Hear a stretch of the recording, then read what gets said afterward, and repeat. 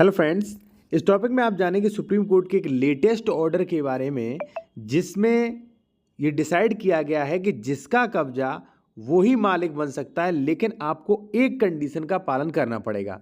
वो कौन कौन सी कंडीशन है, देखिए इसमें 3 टॉपिक पर चर्चा करेंगे। कब्जा के आधार पर आप मालिक कब बन सकते हैं, ये कानून कहाँ और कहाँ पे ये प्रोविजन किया गया विद प्रूफ के आपको, ठीक है। और सुप्रीम कोर्ट के एक लेटेस्ट जजमेंट है, उसके बारे में हम आपको बताएंगे, जिसमें सुप्रीम कोर्ट ने कहा है कि आप अगर मान लीजिए ये जो शर्तें हैं ये पूरा कर देते हो तो मालिकाना मिल जाएगा। और उसके बारे में थर्ड पॉइंट पे बात करेंगे जो कि बेहद महत्वपूर्ण है, धारा 144, यानी कि ज़मीन पर आपका कब्जा है, ठीक है, तो उसके डॉक्यूमेंट्स जो हैं वो अपने नाम आप कानूनी तरीके से कोर्ट द्वारा कैसे बनवा सकते हैं, ठीक है। और जमाबंदी, खतौनी, दाखिल खारिज भी आप अपने नाम करवा सकते हैं केवल कब्जा के आधार पर। तो क्या है कानून, इनके बारे में क्या प्रोविजन करता है, उसके बारे में बात करेंगे। एक चीज़ और, यदि आप इस मैटर पर कोई भी लीगल एडवाइस लेना चाहते हैं ले सकते हैं। कॉन्टैक्ट नंबर वीडियो के डिस्क्रिप्शन में मेंशन किया गया है। साथियों, सबसे पहले हम बात करेंगे कि कब्जा के आधार पर मालिक कब बना जा सकता है, ये कानून का प्रोविज़न कहाँ किया गया है। जब आप लिमिटेशन एक्ट अनुसूची 64 और 65 देखेंगे तो इसमें स्पष्ट प्रोविज़न किया गया है 64 एंड 65 में कि कोई भी व्यक्ति, जैसे मान लीजिए है और उसके हक की यानी कि उसके अधिकार की ज़मीन है और कोई व्यक्ति, अन्य व्यक्ति जो है उस पर कब्जा किए हुए है, तो उसे खाली कराने के लिए जो है उसकी समय सीमा 12 वर्ष निर्धारित की गई है, ठीक है। जैसे मान लीजिए साथियों, हमारी कोई ज़मीन है, कोई एक्स प्रॉपर्टी है और आपने उस पर कब्जा कर लिया है, ठीक है, आपने कब्जा कर लिया, मेरी जानकारी में। अब मैं जो है आपका कब्जा हटवाने के लिए 12 साल तक केस ला सकता हूं, ठीक है। 12 साल तक कब्जा खाली कराने के लिए मुझे समय है कि 12 साल तक आप जाइए। लिमिटेशन एक्ट में 12 साल स्पष्ट लिखा गया है।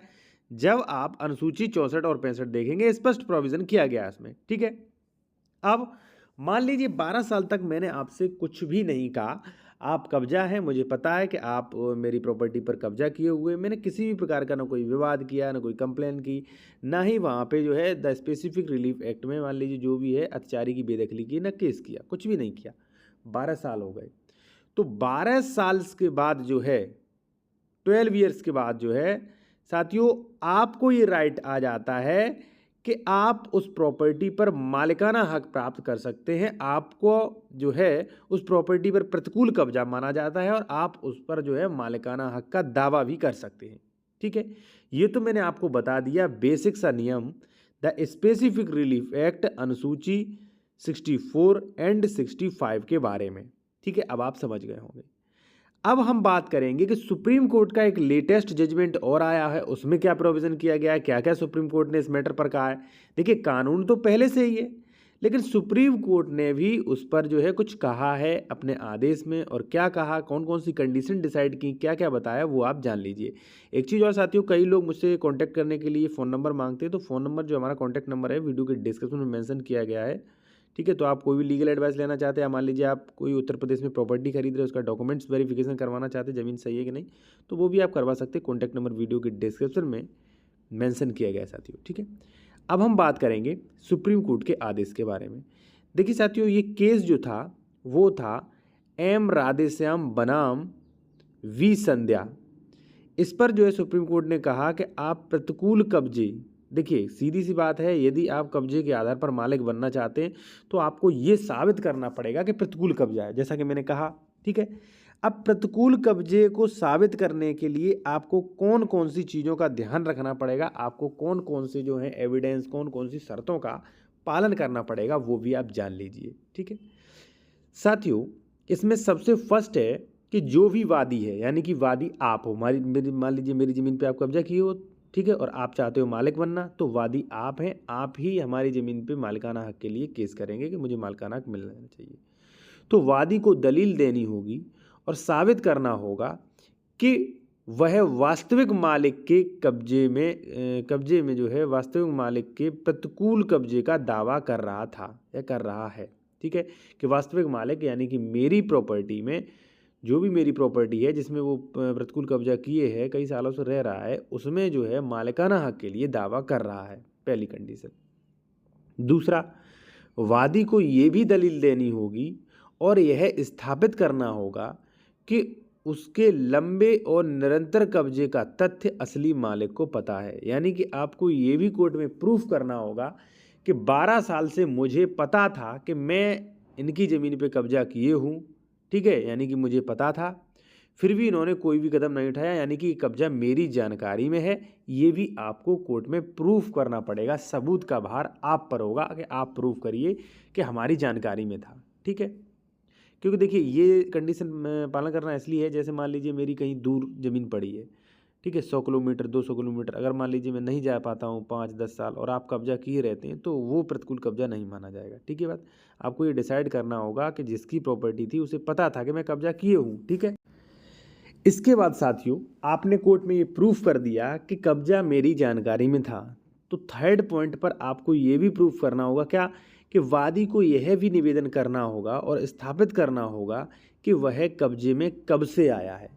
देखिए साथियों, जैसे मान लीजिए आप कह रहे हो कि मैं 12 साल से इस व्यक्ति पे, इस ज़मीन पे कब्जा किए हूँ और प्रतिकूल कब्जा है, तो चलिए मान लेते हैं कि प्रतिकूल कब्जा है, लेकिन आपको डिसाइड करना पड़ेगा कि आप जो है 12 साल से रह रहे हैं, ठीक है, क्योंकि मैं लिमिटेशन एक्ट में 12 ईयर्स है, ठीक है, तो आपको ये भी तो प्रूफ करना पड़ेगा।